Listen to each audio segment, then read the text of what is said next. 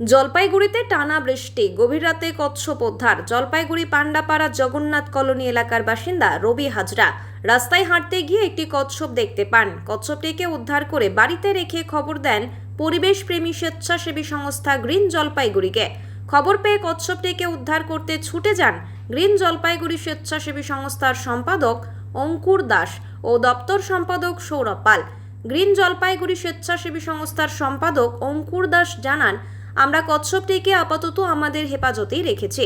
এদিন জলপাইগুড়ি বন দফতরের হাতে তুলে দেওয়া হয় কচ্ছপটিকে। হ্যাঁ, রাত প্রায় 12টা বাজে। এই সময়টা আমাদের কাছে পান্ডাপাড়া থেকে খবর আসে যে একটি বাড়িতে কচ্ছপ উদ্ধার করা হয়েছে। তো কচ্ছপ যেহেতু বিরল প্রজাতি হয়ে যাচ্ছে এবং আমাদের এই পরিবেশে ভারসাম্য রক্ষা করার জন্য তাদেরকে রক্ষা করা দরকার। আমরা রাতেই বন দপ্তরের সাথে যোগাযোগ করি, কিন্তু যোগাযোগ কোনো কারণে হয় না।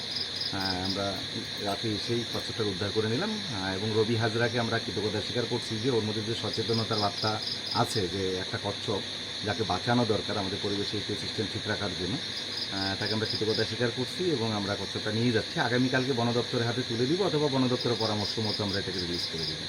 অঙ্কুর দাস, সাধারণ সম্পাদক, গ্রিন জলপাইগুড়ি।